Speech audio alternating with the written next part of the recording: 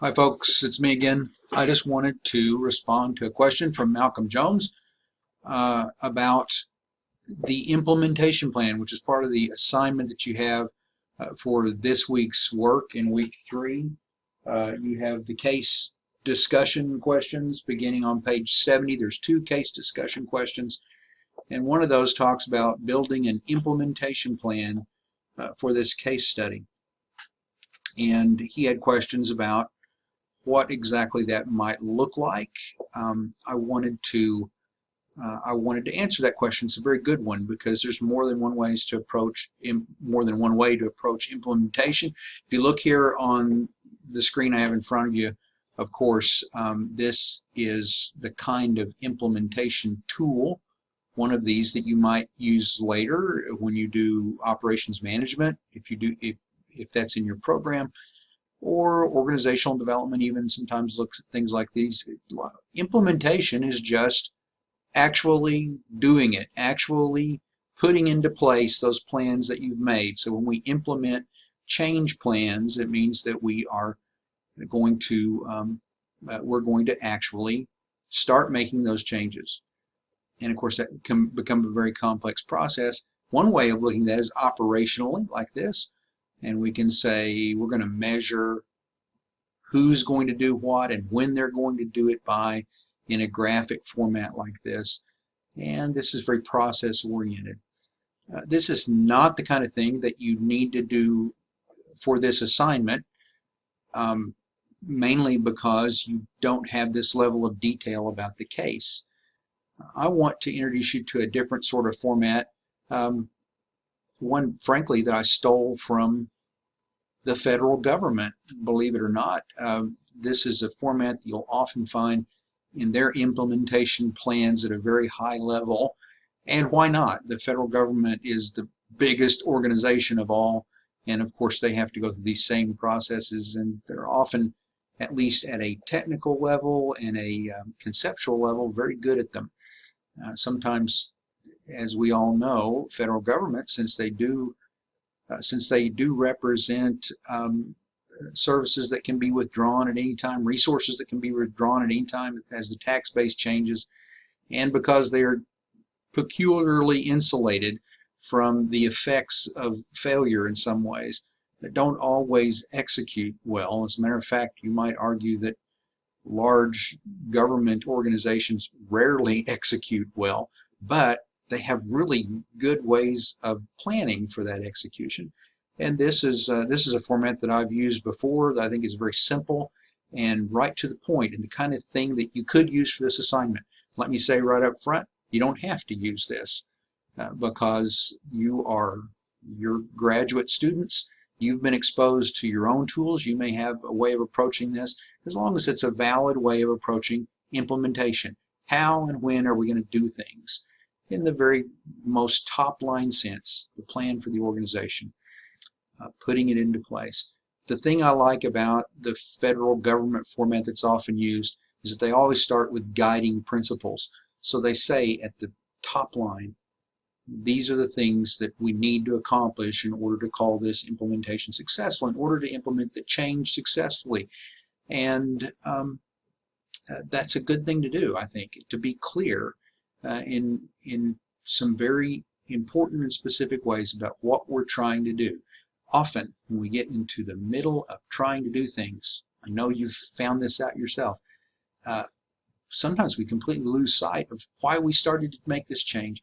And that's when often that lack of vision, that's a word that we've been using over and over again that often is used spuriously, but this is a very good example. When you're in change implementation, when you're actually trying to change things in a business, you need that overriding sort of vision of what are we going toward, because quickly people can get sidetracked in many different ways and forget where this is all supposed to join up. Causes a lot of frustration. So one good way to approach this is to list at the top. I've used the case study here and just quickly grabbed 3 things that I gather from the case study to be overriding principles. What would this company like to try to achieve? To price services more competitively, to increase responsiveness to customers and to minimize the effects of the tax protection they're currently getting as from the state in the UK there, if you read the case study. So I've listed those three. Ideally, for an implementation plan, I would then go through this process below here for all three of these steps. I've picked step number 2, excuse me, as one that we can quickly illustrate. Notice that then for step number 2, I've listed 1, 2, 3, 4, 5 things. I've listed 5 things in orange there, and that's what you would do if you use this format. That's what you would do for each of the guiding principles.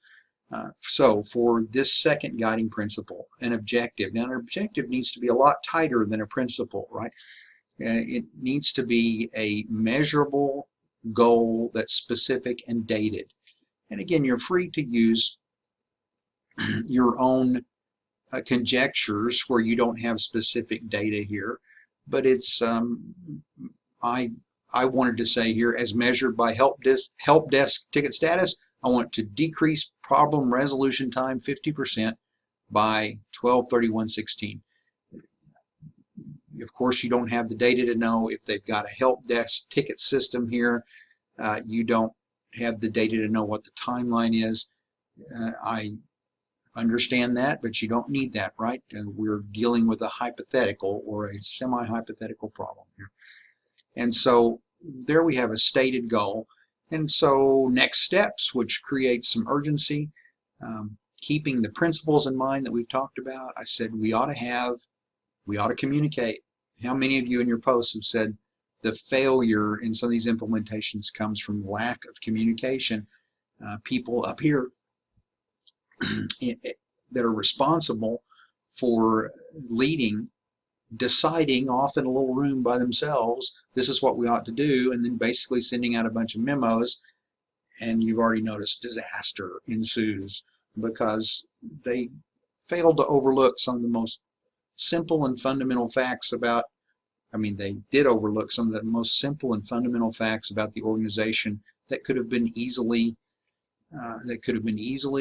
told them by people at the lowest levels in that organization. So you have to have some point where people in all levels of the organization have an opportunity to say, we understand the urgency, we understand why we need to do this, we're about to lose our tax status, we're not competitive with other companies, that's good urgency, and then be able to respond intelligently to, well, if we're going to measure this by help desk tickets, would that work? And you may be surprised. You may immediately find that you need to modify your plan because there may be very valid reasons why you can't really use help desk tickets to measure status. So collecting information, and from that information deciding, how do we need to resource this? In order to accomplish this, we may need more people. We may need a different way of accounting for service tickets or customer problems. So all that needs to be taken into consideration, and then at some point, though, a final plan for this objective released, and I've given a fictional date there. And then how are we going to measure the progress of this plan? That's one of the basic functions of management. If you can't measure it, you can't control it, and you don't really know what's happening. I've written in some of these posts about how measurements can also become a very negative thing. We need to be very careful about how we measure things, because we can measure the wrong thing, or we can encourage unethical behavior by measuring a certain way that otherwise wouldn't show up as easily. But you're free here, of course, to make mistakes. This is not a real company, but approach this intelligently and think about how would we measure the progress. Just for me, very simple ways we could do that. Use those service tickets to see how quickly we resolve problems.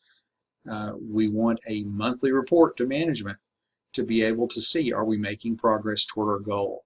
And if not, why not? And of course, I've added with comps to industry standards, because how do we know if we're close enough to our competitors? There's a big day, 2 years down the road, there's a big day when we're going to have to compete with all these private companies.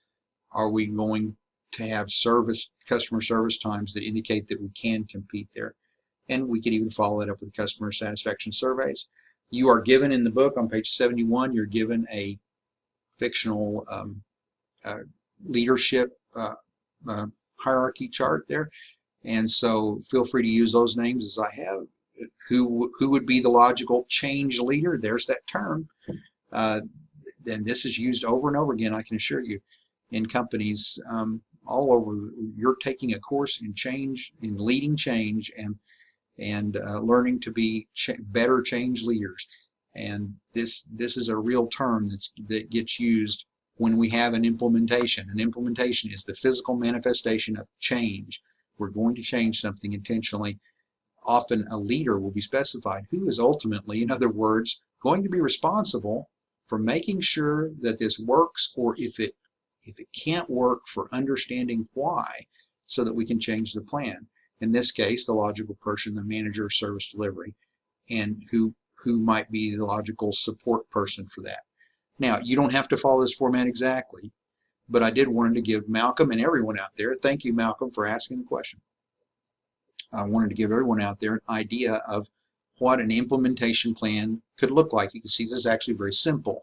You repeat this 3 times, 1 for each objective, and you have a pretty good implementation plan. And just try to make sure that your objectives, even if they're fictional, even if they're made up, are specific and measurable, and that you allow for the kind of interactions that we've agreed theoretically are very important to change management. That is, communicating with as much of the organization as possible, and understanding how the organization really works before we try to change it drastically.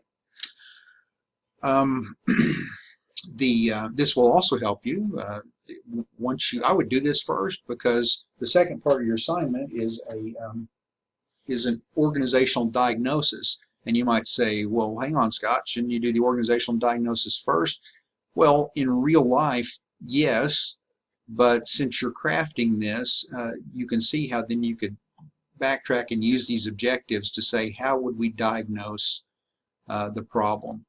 How would we actually look at the process now and develop key indicators for why this is not happening now? Is it a leadership problem? Is it a technology problem? Is it a is it something else to do with the resources that we have in place? So I hope this is helpful, kind of give you a little push in the right direction, and reassure you also that there's not, it doesn't have to be this. I'm not looking for anything like that. That's crazy. But it would be something like this. If you don't get that, Google implementation plans on the internet. You'll probably be able to find other formats. I would expect almost any format to sort of follow these ideas, though. An implementation plan should have objectives, and it should list how you're going to accomplish it, who's going to be responsible for it. Those are the key facets. If you have questions, email or call, and I will be speaking to you again later. Have a great weekend. Bye.